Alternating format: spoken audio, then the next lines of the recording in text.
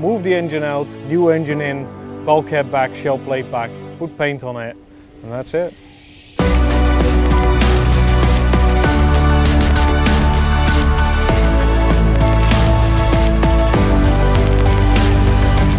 So the Regal Princess is a Royal Class cruise ship. This type of vessel has 4 diesel generators. The main reason that she came into our dry dock is because she had an engine failure and needed her engine exchanged. We facilitated this engine exchange together with our sister company Damen Harbour Voyage. We had to make sure that everything that was obstructing the path of the engine had to be cleared, so all piping, pumps, walkways. They did all the preparation work before the ship came into the dry dock. They already went on board a couple of weeks prior.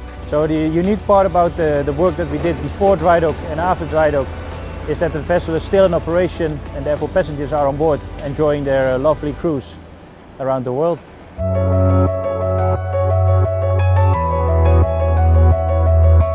Then when the ship came into the dry dock, we had to execute this scope, which meant we had to pump the water out of the dock, cut the shell plate out, cut the internal bulkhead out, then put the skidding tracks in, jack the engine up, get the engine out, get the oil pan out.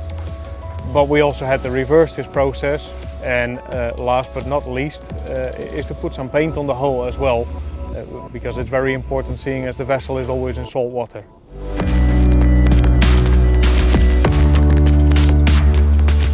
Well, of course it's an easy cooperation between Damen Shiprepair Rotterdam because you're basically colleagues with each other. Therefore, issues you're facing during the project can be easily worked out and find a solution for it. We are very proud to offer the client a one-stop shop where they can come and Damen will solve all their challenges.